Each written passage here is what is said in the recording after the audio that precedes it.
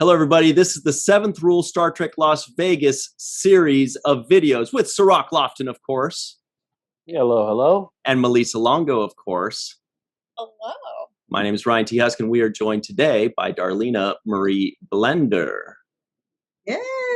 Welcome. Wearing a vintage Deep Space Nine shirt. Let's spotlight this for just a second, if I may.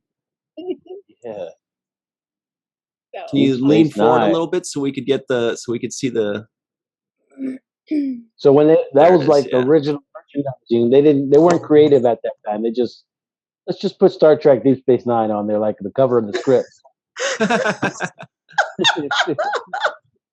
Exactly. That's so cool. Where did you get that? Is that a banister behind you? Because it kind of looks like one of the things they give at creation and stuff, like a real one. Yes, it was for the auction. I won it at an auction. Oh, cool. Oh man, I bid it hard for this. It wasn't even like a bidding because they tell you what it's worth. Because at that time they were like, we don't go over what it's worth, So this is what it's worth. So let's start at, I think 75. And I said, what is worth? That's it, over and done with. It was no bidding. People looked at me like, you don't do this often. So look, I know what I want. Okay, so I got this. I'm not about to go back and forth with y'all about this. I want that. Exactly. So, got this here banner. Let's just do this, okay? I got my Amex card. How much is that? Exactly. That's all I need to know. They were like, "Gosh, no bidding, no bidding." Yeah, because they print up those big banners at creation. Yes. Mm-hmm. And at the end, they sometimes auction them off. Sometimes they make us sign like the big one that they have on stage when we're yeah. So those are really hard to come by. There's only so many that they make. Mm-hmm. Is that something they put in your contracts, Rock, where they're like it? And also, you have to sign stuff if we tell you to on stage. Yeah, it's an unwritten rule. Sometimes it's an unwritten rule that you just you've got a lot of volunteers that come to the conventions that volunteer their time and service to help us out and help put the convention on.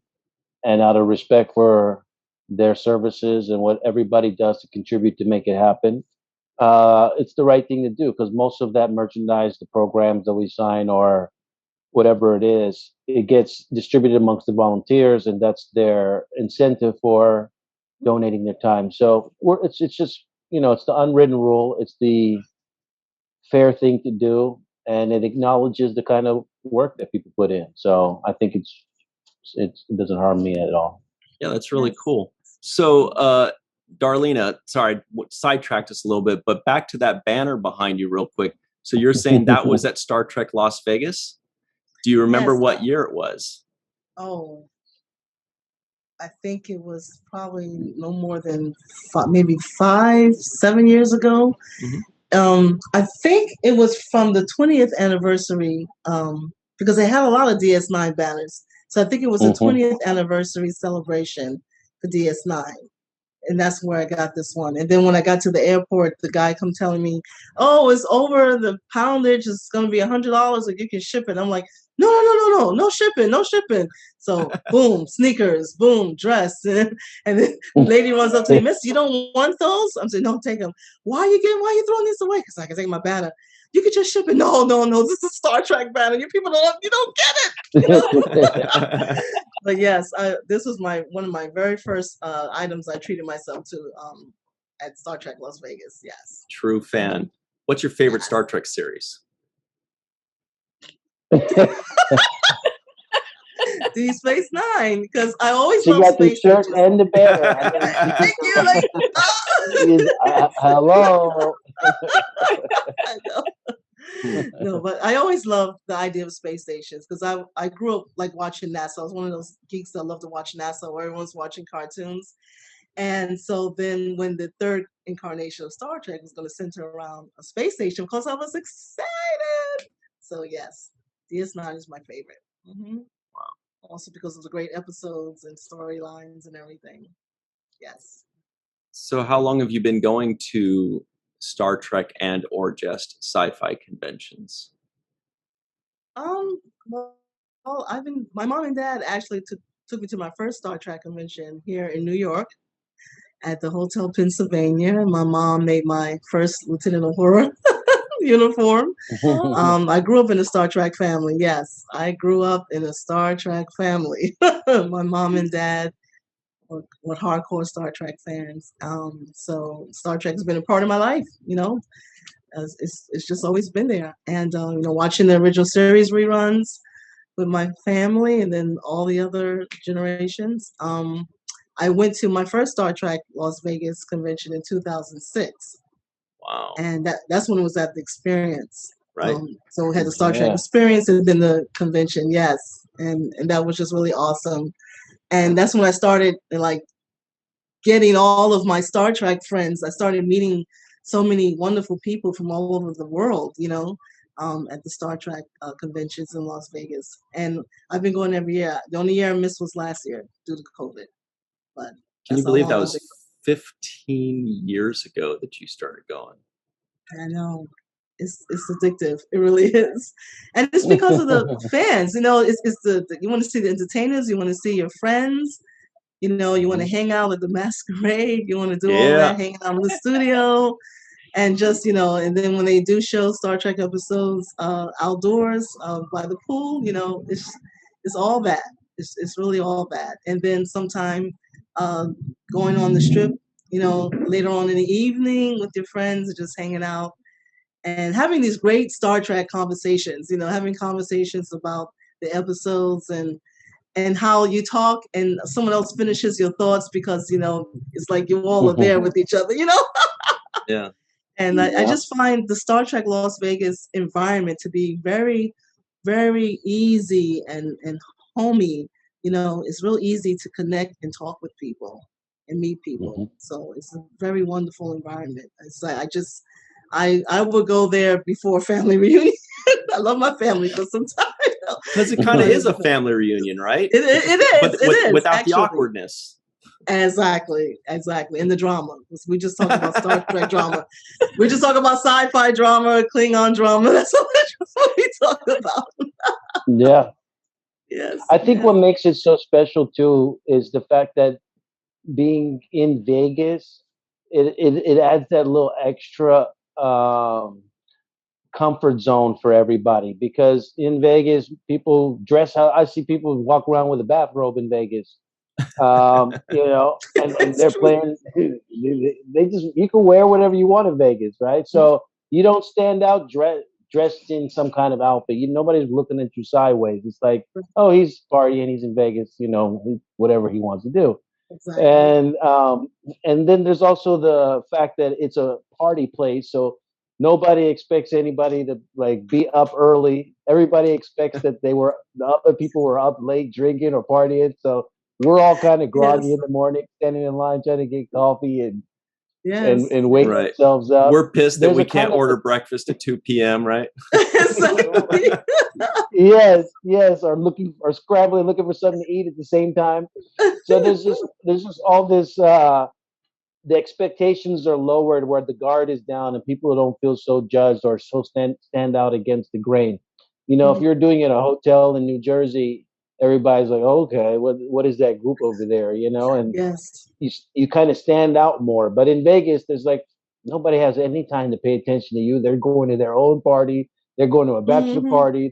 They're going to get drunk. They're going to watch the strip show. The strip show. They got something going on that's preoccupying themselves. They're not worried about. They're not worried, exactly. Or what you doing. So the judgment level is really lower there. Yes. And feel more easy to just be yourself and just walk around. True. For everybody at home, the strip show is the Chippendales. So Chippendales.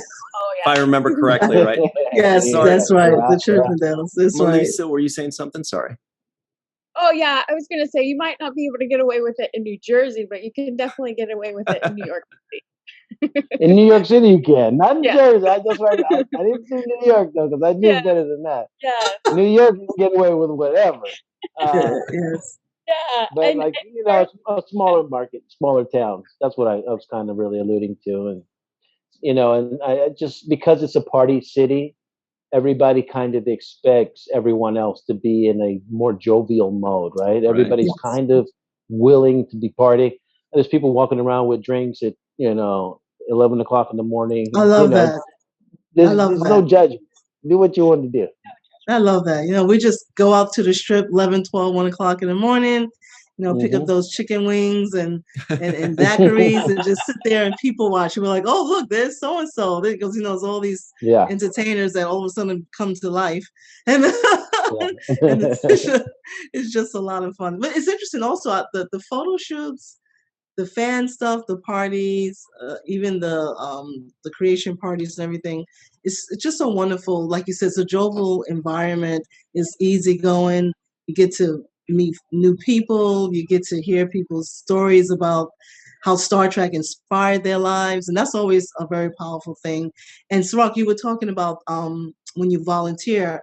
One of the conventions here in New York, an old Star Trek club I used to belong to, had volunteered, and Mhm. we were just there doing basically whatever they asked us to do, and then we cleaned up afterwards, and then they gave us what they said was going to have a gift bag for us. But oh my god, the gift bag, it had like all these people's signatures and everything. So I really appreciate That's you cool. guys doing that, signing and giving us the free signatures and the gift bag and everything for the volunteers. So that was a really awesome experience.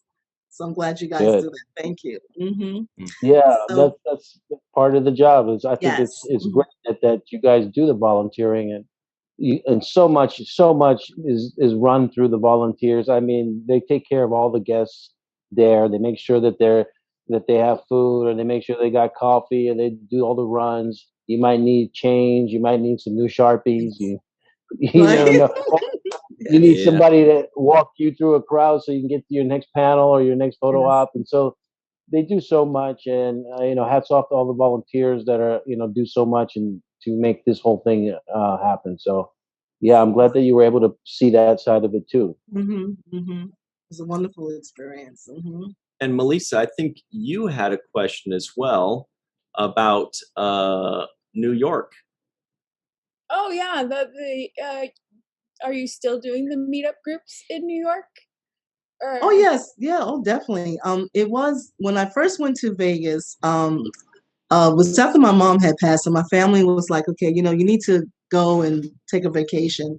And so I said, I used to belong to an old ship years before I went to Vegas, but then they disbanded.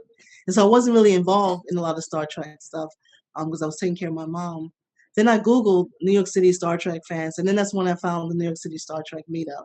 And they had a meetup like 2 weeks before I left, so they kind of gave me a send off. And so, and I've been Nice. with them ever since. Yeah. And then when the admin stepped down, I took over. And then I became admin with a friend of mine named Gerard, who passed away last year. And then we created a ship under Starfleet Command, and we named it after him, the USS Gerard Holder.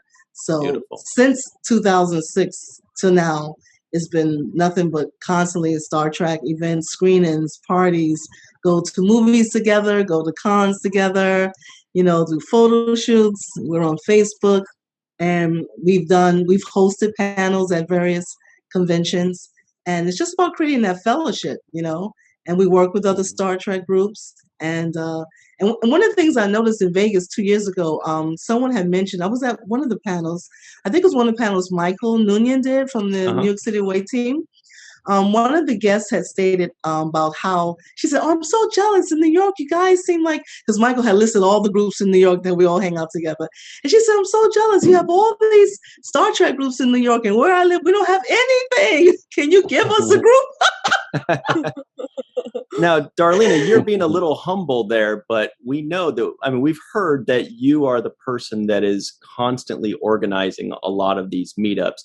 You're not just adminning a group, but you are apparently doing tireless work organizing and getting these things set up, and they are a lot more work than it seems, we know. So kudos to that. Thank you. Definitely a lot of people sing your praises for, doing all that extra work to make these things happen. I love it. I love it. I myself, um, as someone who I think I had shared with you before, like I have my issues that I deal with, and the Star Trek Fellowship. it's just really empowering and is very influential in my life. I love to be around Star Trek fans, and it is a family. And we get to meet all these wonderful people who come to the meetup. Sometimes people, they're busy and they can't come out, but they love getting the invites. And we've done our last event we did before the shutdown was a screening for the Picard premiere. We had like about 150 people in this poor bar, and the guy was like, he had to bring in another person to help cook, and I think we drank up all of his drink. That was one of our biggest events. I was like, "Oh, sorry, you still have some liquor for tomorrow?" No, okay, well, at least you making money. It's so funny because he was like, "Oh God, you guys, your event before the shutdown really helped us to get through it." Help you get through it. Nice. But that's what we love to do, and it's so funny because even though the Picard had premiered early in the morning, some of the people that were there. And we had people sitting on the floor and they were like, "Oh my God, why are you sitting on the floor? Have you seen this already?" And people were like, "Yes, but I saw it by myself. Here's Star Trek people all around me," because we had the front, the back of the bar, and then we sync all of the video screens. So nice. It was just amazing. Yeah. And that's what we do. Then we do the charity also. We do sometimes free workshops for children, for the cosplayers in my group. We do free workshops for kids. We show them how to make little capes and gauntlets and crowns and things like that. And then we go into hospitals and shelters and we take comic books and coloring books along with my other group, which is a all genre cosplay group. So we do events with them together. And Gerard also helped me admin that group.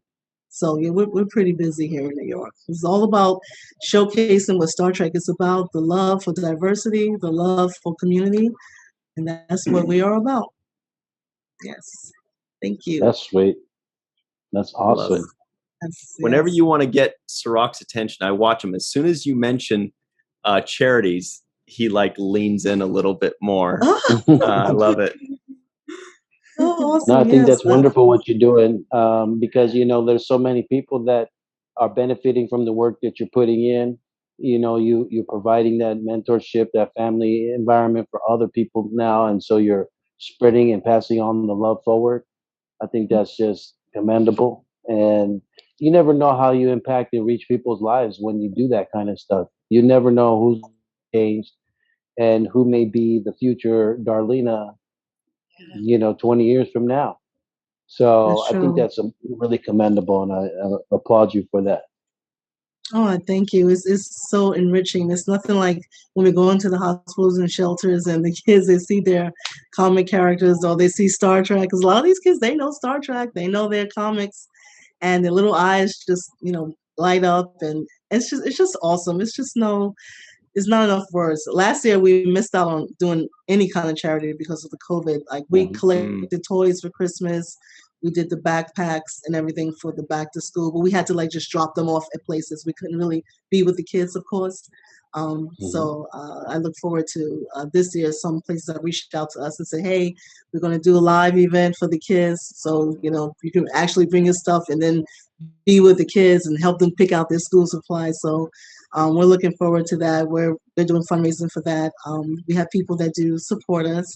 And we're doing a fundraiser right now for St. Jude because that was Gerard's favorite charity. So this is the 1-year anniversary of his passing in July. So that's the reason why we're doing it in July. So my dad was in the military, and as a veteran, he always had us involved with the family support groups and everything. So volunteering and community activity has always kind of been in my blood.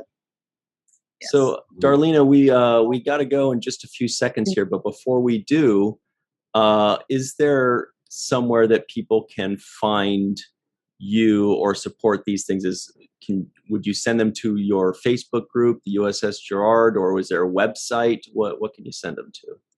Yeah, there's the Facebook group. That's where a lot of people connect with us. It's the New York City Star Trek Meetup. That's on Facebook. And if you want to know more about the ship, that's the Friends of the USS Gerard Holder. But if anybody just joins the meetup, I'll connect you to everything else that they may be interested in. That's the hub. Yes, that's the hub. New York City Star Trek Meetup on Facebook. Come in and hang out with us and sharing the love. right? And we're going to see you in Las Vegas this year, right? Yes. At I the get there August 55-year 9th. mission. Yes. I will be there on the 9th. As soon as I land, I check in, I go grocery shopping, get my goodies, Yes. and I'm good to go. Awesome. That's the game plan. Nice. Exactly. So if anybody needs bananas, you have to put in your order with Darlena before the 9th, okay? Exactly. All right.